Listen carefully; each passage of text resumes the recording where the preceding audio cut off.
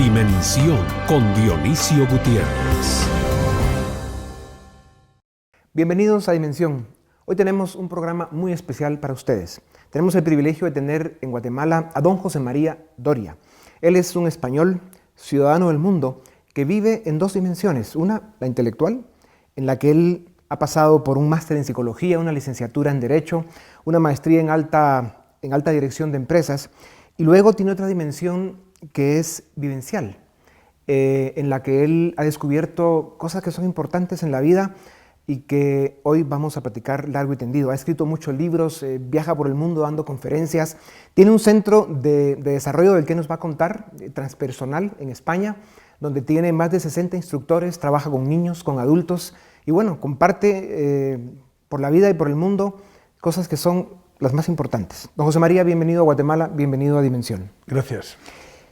¿Es posible la felicidad? Por supuesto. Creo que la felicidad es un estado de conciencia. Y muchas veces pensamos que la felicidad es la consecuencia de un logro, una adquisición emocional en un momento dado, o incluso material, o incluso de salud, Y efectivamente nada tiene que ver. Bienvenidas son las adquisiciones y los momentos de bienestar que la vida nos regala, pero duran poco. La felicidad es un palabra muy potente, sí, ¿verdad? Sí. Es un estado de conciencia que tiene que ver más con la paz interior que somos, que con aquellos logros que conseguimos con nuestra hábil gestión o nuestra llamada buena suerte. Por lo tanto, existe ese estado de conciencia. Creo que además el ser humano tiene una certeza intuitiva en su corazón de que existe. Y todos los pueblos y civilizaciones han sentido que había algo más que el estado de dualidad y separación que el ser humano padece en su amnesia cotidiana y de identificación con, con este psicocuerpo, sí, en el que habitamos, sí, ahí un poco aislados. María, y hablando de este psicocuerpo, esto con lo que nacemos, desde ese momento vamos acumulando cargas, dolores, tristezas, sufrimiento, y todo eso que muchas veces puede hacer la vida muy miserable. Tú sabemos que por tu trayectoria y el prestigio, la credibilidad que has ido ganando por el mundo con tus libros, con tus conferencias, con compartir esa parte vivencial de tu vida, has encontrado algunos secretos que la idea es que hoy nos los compartas. Y queremos escucharte. ¿Cómo hace uno para ir liberándose de todas esas cargas que va acumulando por la vida y alcanzar eso que mencionabas, tan fácil de decir? Interior. Bueno, vamos a ver, ¿qué podemos hacer por nosotros? Ya de entrada, asumir nuestra responsabilidad de ir soltando aquellos programas y creencias o aquellos rencores o emociones o aquellos duelos no resueltos o aquellas ataduras e identificaciones que nos relacionan más con el sufrimiento que con el dolor puro. Yo separaría una distinción muy clara. Una cosa es el sufrimiento, y creo que el sufrimiento es una incompetencia, y otra cosa es el dolor, que es muy natural. El dolor va a formar parte de nuestra vida porque los duelos, las pérdidas, están en nuestro camino. Forman parte incluso del proceso de apertura de nuestro corazón, es curioso. Pero el sufrimiento, sin embargo, es una dramatización que en una parte de nuestra mente hace sobre el dolor, asociada al victimismo y a un cierto discurso interior que suele añadir al dolor una carga pesadísima y muy, muy tóxica. Por lo tanto, lo primero que tiene que hacer un ser humano es aprender a no sufrir, para lo cual tiene que desplegar lógicamente en su caminar los potenciales de autoobservación, como para ver a la mente, detectar a la propia mente haciendo su discurso tóxico y añadiendo al dolor natural de la vida y a los duelos que hay en la existencia, que son razonables, sí, tienen una intensidad razonable, duran un tiempo razonable, y luego, conforme vamos aceptando, los duelos se van sobrellevando. José María, ¿quiere decir esto entonces que nosotros podemos ser esclavos de nosotros mismos? ¿Podemos ser nuestros propios prisioneros? Rotundamente, pero creo que lo que está claro es que el ser humano tiene una puerta de salida si supera dos grandes adversarios: la ignorancia y la inconsciencia. Es decir, si algo tenemos que desarrollarnos, es que la madre de todas las problemáticas de un ser humano es la inconsciencia y la ignorancia. Si superamos eso, si vamos deviniendo cada vez más, no sé, me atrevo a decir sin arrogancia, de un tipo más sabios y más humildes y más cooperativos y más compasivos y más tolerantes y en consecuencia más inteligentes emocionalmente y más maduros emocionalmente, podemos gestionar mejor esas mochilas que vamos trayendo en la vida de rencores no resueltos, de aspectos y heridas no abiertas, respiradas, abrazadas e integradas. Ahora, José María, todo esto se dice muy fácil. Sin embargo, percibo que significa un profundo y disciplinado trabajo y sacrificio en la mente, en el corazón. ¿Cómo se hace eso? ¿Cómo se ejercita para alcanzar estas habilidades? Primero vamos a partir de la base de que tiene que haber el momento adecuado en una persona. Esto es muy importante. Por ejemplo, hay un gran rosal, en un momento con muchas rosas, y se abre una, igual no se abren las de al lado, se abre una, y de pronto al cabo de un mes o de 15 días o de unas horas, se abre otra, y otras no se abren nunca. Es curioso cómo la vida, la evolución, el desarrollo de la semilla que quiere convertirse en árbol o en bosque, una semillita tiene dentro muchísimo, pero hay algunas que florecen y otras que no tanto. Hay un momento en el que el ser humano tiene la determinación en que su jerarquía de valores cambia. Al principio nuestra jerarquía de valores está pues, en conquistar bienestar, placeres, muchas cosas muy naturales y muy legítimas. Pero poco a poco la vida se va ocupando de que evolucionemos, nos va llevando a experiencias muy concretas e inteligentes que, aunque no deseemos, forman parte de un proceso mayor de apertura de conciencia en el que un día nos determinamos a orientar nuestra mirada hacia valores y aspectos más de cooperación y de servicio a la humanidad que de un egocentrismo galopante o ambicioso que en un momento dado nos puede llevar más a la infelicidad que a la supuesta paz interior que busca el ser humano. Sí, muchos pensadores, sobre todo del mundo asiático, que dedican algo de tiempo para esto, hablan mucho del tema del ego por un lado y de la compasión, del altruismo y de la riqueza espiritual que genera el cooperar, el ayudar, el ser parte de esfuerzos que tienen que ver con el bienestar de otros. Hablemos un poco de ese balance, cómo controlar ese ego con el que nacemos y que se puede convertir en un monstruo, y cómo el tener una mente y un corazón altruista y compasivo puede generar grandes niveles de bienestar. Aquí el gran tema está, ¿verdad? En la pregunta implícito algo muy grande, y es cómo abrir ese corazón, cómo abrir la conciencia, cómo abrir ese darse cuenta, cómo establecernos en la presencia del ahora, cómo estar atentos permanentemente al dentro y al fuera, y cómo mantener el testigo interior siempre presente, ¿no? Y yo desde ahí quisiera decir que la gran aventura de la conciencia se realiza a través de la cultura del silencio. Desde luego que la información es importante. Desde luego que un mundo de libros, un mundo de conceptos, estas comunicaciones que estamos haciendo ahora, pueden ayudar, pero no bastan. Se quedan muy cortas en un momento dado porque el gran mensaje final, el gran salto, digamos que la mente crea el puente, pero es el corazón el que lo cruza. Y para cruzar con el corazón vivencialmente, hace falta entrar a vivirlo más que a pensarlo. Y ese vivirlo tiene un gran, enorme camino, una gran puerta, está en el silencio. El silencio no es comercial, el silencio no es atractivo. El silencio en nuestras mentes agitadas en un mundo muy dinámico, muy ansioso, con una mente que va de pasado a futuro constantemente, nos cuesta mucho respirar conscientemente, entrar en estados de contemplación y aquietar las aguas de nuestra mente para que haya visión clara y transparencia. Y estos ejercicios supone, pues como el ejercicio físico y la alimentación, pues atención, determinación, vocación, entrega y un sentir interior de que ya ha llegado el momento de cultivar ese jardín. Cultivar. Ya. Has dicho cosas muy importantes, como en esa esclavitud en la que podemos caer, nos atormentamos con el futuro, que todavía no ha llegado, nos atormentamos con el pasado, que ya no existe, y perdemos la oportunidad de vivir eso que tú llamas un presente consciente. Esto requiere un entrenamiento muy fuerte de la mente. ¿Cómo se hace eso? ¿Cómo se puede entrenar la mente para que logre desembarazarse, liberarse? Hay dos caminos tradicionales que suelen conectarnos con ese espacio de quietud y de atención plena. el mindfulness, el llamado mindfulness, que es una formulación muy cotidiana de estar en atención, píldoras mindfulness, de tenerte de repente en una reunión, hablando por teléfono. Conciencia presente. Conciencia de presente, justo. Para saber, tomar una respiración consciente, sentir el cuerpo en ese momento. El cuerpo vive en el presente, nadie se rasca el futuro. El cuerpo vive en el presente y además practicar, yo puedo hablar claramente de lo que es la contemplación desde la perspectiva incluso de la meditación. La meditación es así como la oración, se dice en el mundo de la religión cristiana, es hablar con Dios, la meditación es escuchar a Dios. Y desde esa perspectiva es hacer el silencio para que se manifieste la voz de nuestro corazón. La voz de nuestro corazón es la voz de la intuición. Y nuestro corazón sabe, siente y responde.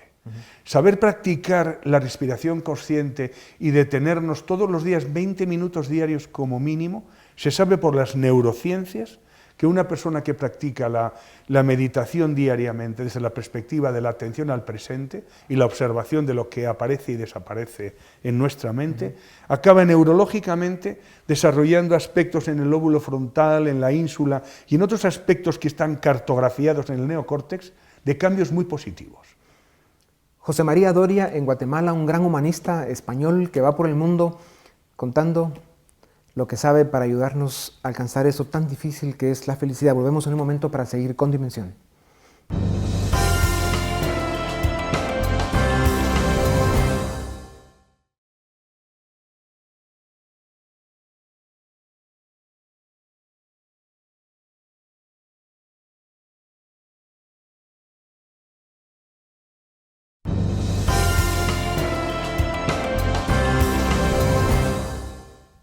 Bienvenidos, estamos en Dimensión, tenemos un invitado especial hoy, don José María Doria, español que viaja por el mundo compartiendo cosas muy importantes. Tienes algunos libros valiosísimos y entiendo que uno de tus preferidos, favoritos o con quienes más te identificas o por el que tienes proyectos para desarrollar se llama Cuentos para aprender a aprender. Compártenos un poco de qué se trata este libro y dónde podemos conseguirlo. Pues este libro ha sido una historia muy bonita, porque he observado que en esta vida todos los grandes templos del conocimiento, desde la Biblioteca de Constantinopla hasta Dios sabe qué, han sido derrocados. Han llegado unas culturas, han acabado con las anteriores, han quemado todo lo anterior y se ha partido de cero. Y sin embargo, hay algo que ha sobrevivido a miles de años. Y son las pequeñas parábolas o cuentos que al no tener una firma ideológica o una firma filosófica específica de una escuela particular o de una cultura determinada, sino ser patrimonio de la vida, patrimonio ético de la humanidad, le llamo yo, han encerrado en sus breves historias de apariencia inocente enormes conocimientos sobre las leyes de la vida. Entonces, he recopilado cuentos sufís, cuentos orientales, cuentos indios, Oriente y Occidente, en parábolas que son aparentemente muy simples, que llegan a todo el mundo. Muchos niños los cuentan. De hecho, aquí tenemos un programa de apoyo a niños del lago, nuestra fundación, que es niños que se recogen prácticamente pues, de todo Guatemala, de niños en desventaja, que se llama, que van a practicar mindfulness. Nuestra escuela imparte el mindfulness y una de las actividades es pillar la moraleja que tienen los cuentos que cuentan los mentores por la noche. Y entonces el niño no se queda con teorías ni con ciencias, pero sí con ese valor profundo que durante miles de años los abuelos boca a oído han dado la transmisión del conocimiento de las leyes básicas de la vida a los niños. Tradición oral. Claro, eso es la construcción de una cultura, de un código de valores. Cuando hablas de trabajar incluso con niños, la conciencia presente, el mindfulness, ¿qué significa eso? ¿Cómo se hace? ¿Cuáles son los ejercicios que hay que hacer? ¿Cuánto tiempo toma lograrlo? Bueno, el tiempo bueno es decir, yo empiezo. Y paso a paso, uno nota, bueno, ya neurológicamente a las 8 semanas de practicar esto que decíamos de los ejercicios de atención respiratoria, 20 minutos diarios, de inhalar y exhalar conscientemente, y observar cómo la mente se va, pero uno se da cuenta y vuelve, y la mente vuelve a irse, y uno se da cuenta y vuelve. Los hindús la llaman la loca de la casa, ¿no? La loca de la casa, sí. Sí. Y Santa Teresa creo que también le llamaba así, la loca de la casa. Efectivamente, ir observando y entrenando el enfoque de la atención, el enfoque de la atención. Una mente dispersa, desenfocada, que no aprende a enfocarse donde elige. La atención es como el ojo interior, donde estoy mirando por dentro. Yo puedo estarte viendo a ti, pero igual estoy mirando algo en mi mente distinto. En realidad el enfoque de la atención es lo que mira mi ojo interior, el que enfoca cosas en mi imaginación, en mis recuerdos, en mis anticipaciones, ¿no? Entonces, entrenar ese enfoque de la atención con sistemas de mindfulness, píldoras de mindfulness que hacen que entrenemos a ese enfoque de la atención, conlleva beneficios insospechados. Evidentemente nuestra escuela, nuestra fundación imparte cursos de mindfulness que incluso hoy, pues vamos a reconocerlo, así como antes había algo de fe en todo esto de intuición, ahora ya son las propias empresas más notables. Yo ahora, por ejemplo, pues he venido de una empresa, Repsol, en España, donde hay una persona que lleva a 500 personas en la educación contemplativa. Y he estado con Iberdrola, una hidroeléctrica muy grande, italiana, española, que tiene una sala de meditación para los ejecutivos. Ya la meditación y la contemplación ya no tienen ningún tinte religioso. No tienen la firma del budismo, ni del hinduismo, ni de los yogis, ni de siquiera los místicos cristianos. Está mucho más allá. El silencio está más allá de las creencias. El silencio está más allá de las ideologías. Y además la puerta que se abre en lo transpersonal, más allá de la persona y sus pensamientos, es una puerta común en todos los místicos de todos los tiempos. Mesopotamia, Canadá, Sudáfrica, India o China han conectado con la misma realidad con mayúsculas cuando han trascendido el ruido de la mente y la diferencia de las creencias. Claro. Ahora, José María, si bien pues, tú estás muy cerca de este tema porque eres uno de los grandes líderes de Iberoamérica que está trabajando en esto concretamente, pero todavía es algo de lo que se conoce poco y de lo que se practica mucho menos. Y sobre todo si lo contrastamos con un mundo que cada día se ve que necesita más de esto. Sobre todo por lo que universidades, tanques de pensamiento, científicos están proyectando para la humanidad. Vivimos cada vez unas relaciones personales más rotas, los seres humanos están cada vez más esclavizados con la tecnología, la posmodernidad, el consumismo, y realmente se están proyectando que los grandes problemas de la humanidad en los próximos años van a estar por el lado de la depresión, la angustia, problemas psicológicos, los índices de suicidio están aumentando. O sea, el mundo y la raza humana están en un laberinto complejo, y por eso es de que temas como el que tú llevas por el mundo están tomando tanto auge y tanta importancia. ¿Qué tiene que ver una cosa con la otra y qué tan importante es entrar en esta materia que tú manejas y que impartes? Sí, muy interesante. Realmente creo que la salida que en este momento tiene el sistema económico social o la civilización o el modelo, vamos a llamar el patrón económico, social, cultural de la humanidad, creo que está en la apertura del corazón y en el sentido cooperativo y compasivo de la existencia. Espíritu de servicio a la humanidad. Antes hablabas de felicidad y los estudios de Martin Seligman, presidente de la Asociación Americana de Psicología, que ha hecho grandes estudios en la felicidad, decía que la gente más feliz no es ni la que más tiene, ni siquiera la que no está en una silla de ruedas, ni siquiera la que... No, la gente más feliz es la que se siente más útil a la humanidad, a los demás. Y esto es una realidad ya tangible y valorable. Ya no es solo una intuición del sentido de nuestra vida. Recuerdo los libros de Viktor Frankl, que es un famoso psiquiatra, no sé si era psiquiatra o psicólogo, centroeuropeo, alemán, que era judío, que fue tomado por los nazis y metido en un campo de concentración. Y él escribe en sus grandes libros de logoterapia que se morían sus compañeros, se morían constantemente, quedaban muy pocos, y escribió cuáles eran las características fundamentales del que sobrevivía al terror del campo de concentración nazi. Y era precisamente el sentido de su vida, el sentido, cuando mi vida tiene sentido, cuando me levanto por la mañana y mi vida tiene sentido. Conecto con una fuente de energía de servir a la humanidad, de ser útil a los demás, de empatizar con las necesidades evolutivas que pueda tener el ser humano y en la medida que sienta que pueda dar herramientas para que aquella persona, cañas de pescar más que peces, muchas veces, ¿verdad?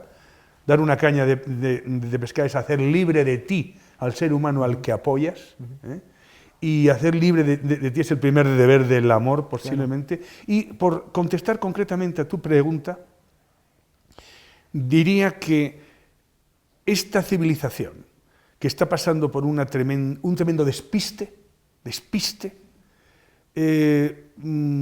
está en la antesala. Dicen que el momento más oscuro de la noche es justo un instante antes del amanecer. Está en la antesala de un movimiento mundial que estoy viéndolo yo cada día, que no tiene líderes gigantes, ni grandes carismas, ni maestros extraordinarios. Tiene muchos seres silenciosamente que desde el corazón van desplegando sus semillas y que aquel que quiere y le llega su momento, sabe dónde encontrarlas. El que busca va a encontrar. Así es. Y no hace falta grandes carismas, ni grandes movimientos, ni maestros extraordinarios. Sí. Hace falta la vida, que es un maestro, la propia vida es un maestro, ir abriendo poco a poco la escucha silenciosa del corazón humano, que el único que realmente es tu maestro es tu corazón, si aprendes poco a poco a escuchar. Exacto. No, y yo creo que tenemos confianza en la sabiduría natural del ser humano, que si bien por un lado vivimos en un mundo que, dicho sea, hace solo 63 años éramos un mundo con 2.000 millones de habitantes y en solo 63 años subimos a más de 7.000 millones. O sea, la evolución, el desarrollo, los problemas que se han venido resolviendo, temas de salud, el avance de la tecnología, cómo se ha reducido la pobreza en el mundo. O sea, estamos en una evolución constante. Sin embargo, también hay desventajas y problemas que está enfrentando la humanidad ahora, como hablábamos esto, ¿no? Somos un mundo bastante menos pobre que antes, pero un mundo que tiene una tendencia a sufrir mucho más, a tener mucho más problemas psicológicos, emocionales. Y esto me lleva a preguntarte, ¿cuáles son las relaciones, digamos, más difíciles de mantener? Porque obviamente son las que se viven todos los días. ¿Cómo se manejan? ¿Cómo se pueden convertir o hacer relaciones constructivas para que nos ayude a vivir en ese mayor bienestar? Efectivamente, yo creo que uno de los desarrollos o consecuencias de la inteligencia emocional es la empatía. Empatizar con lo que el otro siente no es fácil. Voy a poner un ejemplo. Por ejemplo, cojo este libro. Si yo le digo a un niño, ahora ves azul, y ahora, niño, ¿verdad?, ves negro, y ahora ves azul, sí, y ahora ¿qué ves? Ahora ves negro, ¿verdad? Pero si yo le pregunto al niño, ahora que ves negro, ¿qué estoy viendo yo? El niño dice negro, el niño no dice azul, porque el niño no puede ponerse en el lugar de tu perspectiva. Uno de los desarrollos más importantes del ser humano en su desarrollo de inteligencia emocional es salir de su egocentrismo, de su visión monolítica y pensamiento único y viajar a la otredad, al otro, y desde ahí ver cómo se ve desde esa mente, cómo se ve desde esa perspectiva, multiperspectivismo, para llegar, y esto ya es un poco técnico, ¿verdad?, pero me permito decirlo, al aperspectivismo, sin perspectivas. Pasamos del monoperspectivismo, de mi perspectiva es la única, yo veo el mundo tal cual es y tengo razón en todo, a un relativizo mucho mis puntos de vista porque hay muchos puntos de vista, para después acabar diciendo la visión esencial nos une a todos los seres humanos, en lo que llamaríamos la inteligencia del corazón. Pero bueno, no me quiero ir del punto más que me has preguntado, de qué relación tiene este malestar global, esta enfermedad social, esta sensación de angustia existencial que hay, y esta depresión colectiva, porque el Prozac y la serotonina, pues creo que es el medicamento número 1 del mundo. Varios billones de dólares en el mundo al año, ¿verdad? ¿Qué está sucediendo? Que el ser humano no está en coherencia. Coherencia cardíaca. Coherencia cardíaca significa que cuando lo que piensas, lo que sientes, lo que dices y lo que haces está en coherencia, alineado. Esta alineación produce tal fuente de energía que hace que nuestra vida fluya de una manera intuitiva y creativa. En el momento en que desalineamos y utilizamos excesivamente un área desproporcionada de la hipertrofia racional que tiene esta sociedad, una hipertrofia racional que nos ha llevado al materialismo más a ultranza y a la competitividad darwiniana más total. Darwin nos decía que la evolución de las especies, que sobreviven los más fuertes. Sí. Y en consecuencia hemos llevado al extremo esta filosofía social pensando que espabilate tú, que los demás funcionen, y a partir de ahí hemos creado unas instituciones brutalmente competitivas. Esta competitividad exclusiva, sin cooperación y sin corazón, sin una compasión grande de una humanidad una y de una coherencia esencialista, nos está llevando a la enfermedad y además a la desconexión de la hondura de la parte más esencial y profunda del ser humano. Sí. Estamos en las superficies. Sí. Y vamos a entrar a fondo a eso después de que regresemos de un nuevo corte para seguir en Dimensión con don José María Doria, un invitado especial para Dimensión que viene desde España, compartiendo con América Latina lo que él sabe sobre la naturaleza humana. Volvemos en un momento.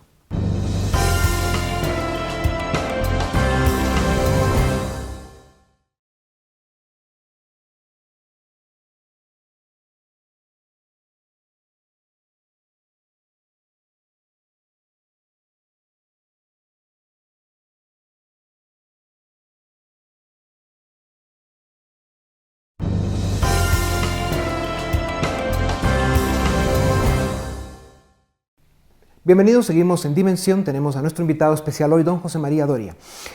José María, hablemos de los detalles, los ejemplos prácticos que se dan en toda esta disfunción, en toda esta conflictividad, depresión, angustia, que de alguna forma vive parte importante de la humanidad.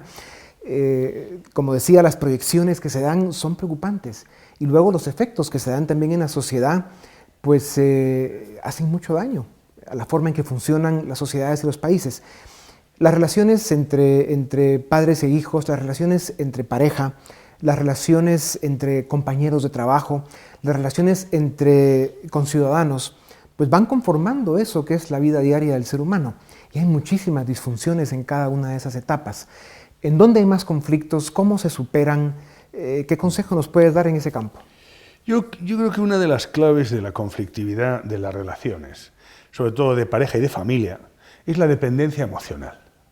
Es tremendo hablar de esto porque en nuestro cuadro sistémico y el folclore está implícito el programa de dependencia emocional que transmitimos a los demás y por el que nos relacionamos emocionalmente. Algo así como decir que dos palomas atadas de las patas suman 4 alas pero no pueden volar. Y esas ataduras conllevan un despiste de lo que significa el verdadero compromiso con un ser humano. Compromiso de aquellos acuerdos o pactos que se hayan hecho, ¿no? Hay un te quiero porque te necesito, incluso hay cosas que a veces son muy llamativas, incluso así ya muy concreto, como tú me preguntabas, el decirle a alguien no puedo vivir sin ti, es una barbaridad. Neurolingüísticamente hablando, decir que alguien no puede existir sin ti es hacerlo dependiente y es formular una intensidad en la dependencia que es muy poco generoso. Y por otra parte, todo el folclore relacionado con la familia cuesta soltar a los hijos, cuesta darles amplitud, somos dependientes y tratamos de vivir la vida de nuestros hijos, no sabemos soltarlos. De hecho, hay un ejemplo que dicen cómo cazan los monos en Centroáfrica, y me hace muchísima gracia. Porque se dice que el mono, que tiene una neurología muy básica, ¿verdad?, construyen una caja de madera, le hacen un agujerito, meten dentro unos dátiles, llega el mono, olfatea los dátiles que le encantan, y el agujerito cabe su mano finita, coge el dátil, toma el dátil, y cuando va a sacar la mano, no puede. El puño cerrado no cabe. Y su neurología no le permite soltar y dejar partir ideas, dejar partir pasados, dejar partir personas, dejar partir yoes anteriores, dejar partir tantas cosas. Nos resistimos a lo nuevo Hay muchos miedos en el ser humano. Y los miedos no es más que un proceso de memorias de dolor proyectadas al futuro. Salir del ser humano y observar a su mente es toda una responsabilidad. Y esta autoconsciencia o proceso de autoconsciencia es uno de los ingredientes evolutivos claves de la humanidad en los próximos tiempos, y entre los cuales me atrevo a decir que todo este laberinto crítico de depresiones y de ansiedad que está pasando la civilización, por lo menos la de los mundos más desarrollados, va a ser la antesala de un descubrimiento muy profundo que se hace de uno en uno y silenciosamente con las pequeñas crisis y hecatombes que suceden individualmente a quien le suceden para dar un salto. José María, explicas con mucha claridad lo que algunos científicos y miembros de algunas élites intelectuales empiezan a hablar todavía en muy pequeños grupos de esta revolución que viene en el mundo, en el tema del conocimiento humano, de dónde venimos y a dónde vamos. Y algunos de los temas que estas personas plantean, todavía, como digo, e insisto, a muy alto nivel, dicen, somos células, cada ser humano, somos 50 trillones o 50.000 billones de células, y esas células aterrizan en un molde que es nuestra genética, y empiezan a coincidir cada vez más que la genética no nos condiciona ni nos determina, que eso cambia un poco, digamos, la teoría darwinista y tal, pero se empieza a hablar mucho de esto. O sea, no somos esclavos de nuestra genética, podemos cambiar. Sí. Y luego somos temperamento y somos carácter. Y eso es lo que nos hace ser lo que somos. Y se puede cambiar. O sea, no importa qué tan mal le haya ido a uno, empezando por la genética, la vida que nos haya dado y el carácter que se nos haya formado, podemos vencer esos obstáculos o aprovechar esas oportunidades cuando así sea para poder ser mejores personas. Pero hay que conocer estos elementos. El gran antídoto a la repetición sistémica, a la repetición genética, al programa genético heredado, celular, psicológico, emocional, etcétera, es la autoconsciencia de ese programa. Nadie puede cambiar una creencia si no toma consciencia antes de qué creencia existe. Si yo quiero cambiar una pieza de este robot, lo primero que tengo que ver es qué pieza tengo que cambiar y cómo es esa pieza para poder elegir consciente y voluntariamente piezas menos tóxicas que no me lleven a repeticiones automatizadas. La autoconsciencia, la autoobservación y la vivencia de la atención plena produce que tengamos un mayor conocimiento de cómo es nuestro robot, cómo es nuestro psicocuerpo, que se comporta igual que un robot, previsible, automatizado, para ir convirtiendo paulatinamente nuestra vida de automático en consciente, elegido y voluntario. Y este proceso de irnos dando cuenta, palabra clave, darme cuenta, estoy atento, me doy cuenta. Los errores de la humanidad vienen por el no me di cuenta. Si me llego a dar cuenta. En el momento en que uno se da cuenta, a partir de ahí ajusta y tiene opciones. Si yo me doy cuenta ahora, si yo me doy cuenta en este momento, por ejemplo, de que hablo demasiado bajo o que hablo demasiado alto, tengo opciones. Pero si no me doy cuenta, no tengo opciones. Darse cuenta. Ese es el antídoto fundamental de la desautomatización de la repetición genética y sistémica. En este libro Inteligencia del Alma, que tiene mucho que ver con todo este tema, que no lo he leído, por cierto, pero espero leerlo, sospecho que por el título tiene mucho que ver con el tema de aprender a conocernos nosotros mismos, que es otro tema que está empezando a agarrar un poco de fuerza, incluso en universidades. Yo he sostenido muchas veces que el modelo educativo del mundo tiene un gran defecto. Nos pasamos 20 años estudiando las matemáticas, la gramática, ciencias, historia, y nos olvidamos de estudiar la materia más importante, que es conocernos a nosotros mismos, porque de eso depende todo lo demás. Si yo sé quién soy, cómo soy y por qué soy como soy, puedo trabajar en mí. Verdaderamente. Entonces, ¿tiene que ver eso, ese tema con este libro? Por supuesto. Este libro lo que despliega son inspiraciones de grandes frases de la humanidad, de los sabios que han plegado su conocimiento en una sola frase y despliega esa frase inspirando las vivencias asociadas a esa frase de sabiduría. Has dicho, hay algo que está detrás, que es importante, ¿no? Esa inteligencia que subyace y que merece la pena descubrir. Si la vida tiene sentido, está en este descubrimiento. Es decir, podremos entretenernos más o menos con la aventura del tener, que es una aventura, y es todo un camino. Podremos entretenernos con otras cosas bellas y además muy agradables, pero desde luego que estamos desengañándonos cada vez más de que esta cultura de lo superficial no da la felicidad, ¿sí? Que hay otra inteligencia más honda, más profunda, universal, que yo insisto está en el corazón humano, y hablaría del corazón como el alma, el asiento del alma. Se ha descubierto, las modernas neurociencias han descubierto que el 60% de las células del corazón son neuronas, literalmente. No es lenguaje metafórico ni poético. O sea, el corazón neuronas. tiene inteligencia. Es un cerebro que sabe, siente y responde, que toma decisiones independientemente del neocórtex, que está en sintonía con diferentes áreas de nuestro ser, que tenemos corazonadas, que tenemos un campo biomagnético 100 veces más poderoso que el del neocórtex, que se puede hacer un electrocardiograma a 1 metro de distancia por el campo tan grande que tiene el corazón, que el corazón sabe lo que va a suceder. Si tenemos tiempo te cuento un pequeño ejemplo. Se han hecho unas investigaciones monitorizando a un ser humano, totalmente, o sea, que se nota qué es lo que va a sentir el ser humano en unas pantallas, se ven todas las bandas de ondas electromagnéticas, y se han hecho un grupo de fotografías horrorosas, de sangre, de dolor, de penas, de pérdidas, de violencia, de hostilidad, y se han vuelto boca abajo y se han dejado ahí. Y se han hecho otras fotografías maravillosas, de flores, niños sonriendo, galaxias, naturaleza, belleza, bondad, pues muy bonitas. Lógicamente hay una maquinaria que, como las máquinas tragaperras estas de los casinos, que no sabes qué va a salir. Es absolutamente aleatorio. O sale una o sale otra. Y no se sabe. Bueno, aquí está la noticia.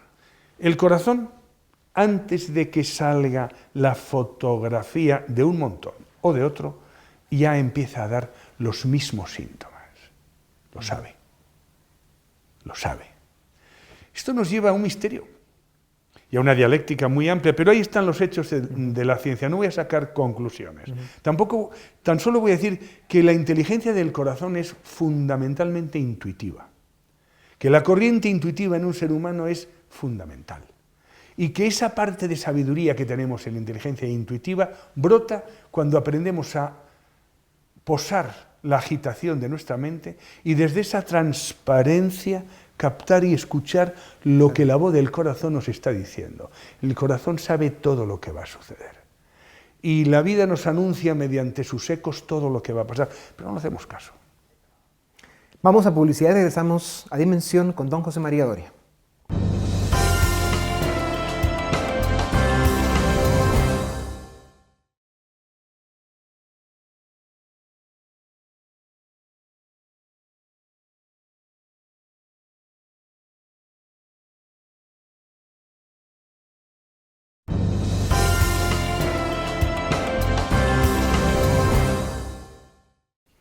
Bienvenidos, estamos en Dimensión, don José María Doria, en Guatemala.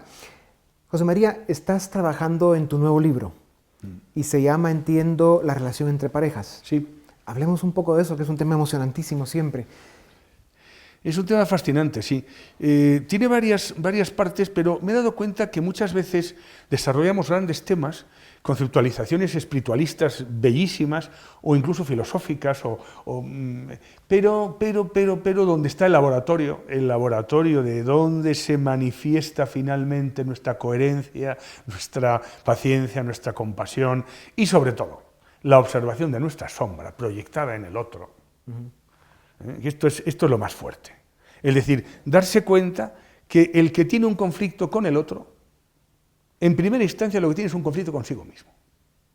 Y no echar los balones fuera y decir, no, la culpa la tiene el otro, sino asumir qué tengo yo que ver en este conflicto, qué tengo yo que ver en esta injusticia, qué tengo yo que ver en esta traición, o qué tengo yo que ver en todo lo que está sucediendo en el seno del laboratorio primordial de mi sombra, entendiendo como sombra la parte oscura, entre comillas, o impresentable, que tiene nuestro ego o nuestra personalidad, y que la pareja suele ser justo un espejo de, una vez que se pasa el enamoramiento, El enamoramiento es, ¿verdad?, una exaltación gigantesca, pero el enamoramiento no es amor. El enamoramiento nos abre la puerta de lo que puede llegar a ser amor. Puede llegar a ser amor. Que no tiene nada que ver con el enamoramiento.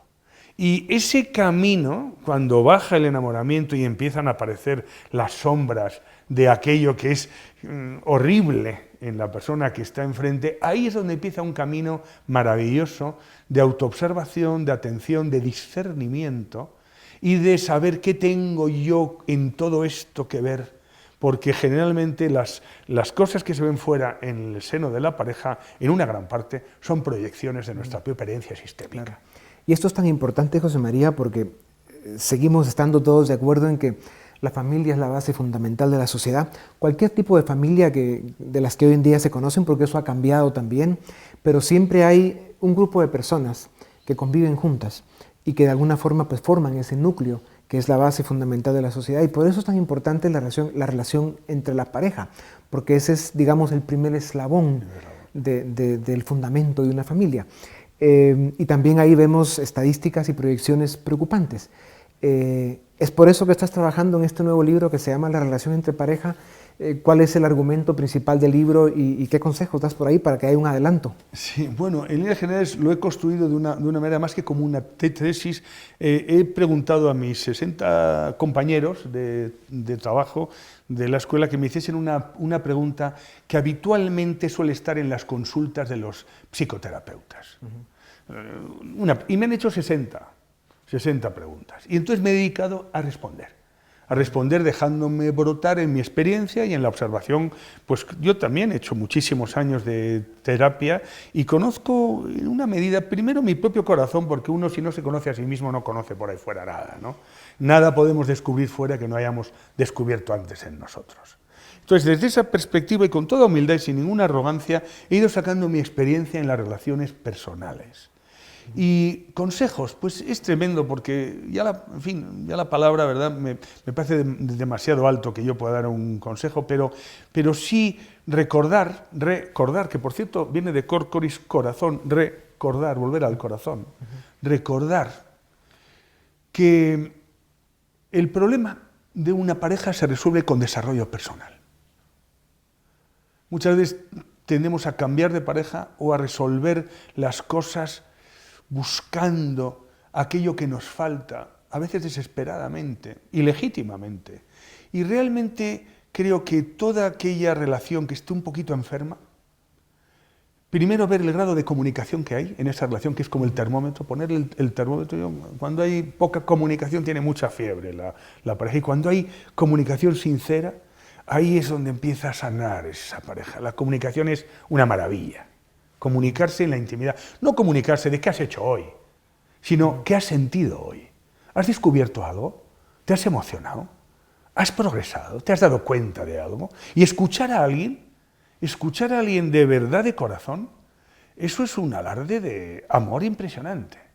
Escuchar sin intervenir en las pausas, sin decir yo también o dar un consejo, escuchar plenamente presente, creo que eso es extraordinario en el mundo de la pareja, la comunicación. Y también desarrollarse. Es decir, el que se desarrolla acaba generando una frecuencia a su alrededor de mayor salud emocional y mental que acaba influyendo en su familia y en su pareja inmediatamente. Aquel que crece se nota inmediatamente, porque ejemplifica. No educamos a los demás por lo que les decimos, sino por lo que somos. Y la nueva educación, que es la educación para la felicidad, una educación que integra y contempla al ser humano como algo integral, no el que tiene que repetir datos en una memoria hipertrofiada, en exámenes hipertrofiados de tipo técnico, la educación que conlleva el desarrollo de la inteligencia emocional y la inteligencia espiritual del ser humano, el sentido de su vida, me refiero con eso, creo que es el mejor favor que le podemos hacer a la familia, a la pareja. Tratar de ser felices nosotros y no responsabilizar al otro de nuestra felicidad. Es por eso que suelo decir siempre que la palabra decir me haces feliz o me haces infeliz es una barbaridad. Creo que estamos haciendo responsable al otro de algo muy hondo y muy profundo que debemos de gestionar nosotros y asumir nuestra madurez emocional para gestionar la felicidad. Gestionar, una palabra, gestión, Yo asumo la gestión de mis sentimientos. Ni me hago responsable de tus sentimientos, ni te hago a ti responsable de los míos. Acabaría diciendo que podríamos decirle a nuestra pareja mirándole a los ojos y en silencio: sin ti también puedo ser feliz, sin dejar de quererla nada, todo lo contrario. Pero declarar que la felicidad y el desarrollo es un asunto personal. Desde ahí, por supuesto, el afecto, el compromiso, el cariño, la identificación de los sentimientos, la observación de las sombras, la tolerancia, dar la libertad y el espacio a los demás, confiar y pensar al otro capaz, equilibrar la posición del hombre y de la mujer, porque el hombre y la mujer están dentro de nosotros, por lo menos a nivel psíquico, lo masculino y lo femenino están en nuestra mente. Y esas polarizaciones tan tremendas de un masculino primordial y un femenino más bien, entre comillas, hija del patriarcado, todo esto se está dando en una revolución silenciosa de androginato psíquico. Sí. Y esto que dices, José María, de la revolución silenciosa es muy cierto. Otro de los estudios y reflexiones importantes que hay en el mundo intelectual de muy alto nivel en este momento es sobre cómo las grandes figuras, los grandes poderes, las grandes potencias están perdiendo poder. Y el trabajo de las personas, de los pequeños grupos, el empezar desde abajo, es el que está tomando preponderancia y liderazgo.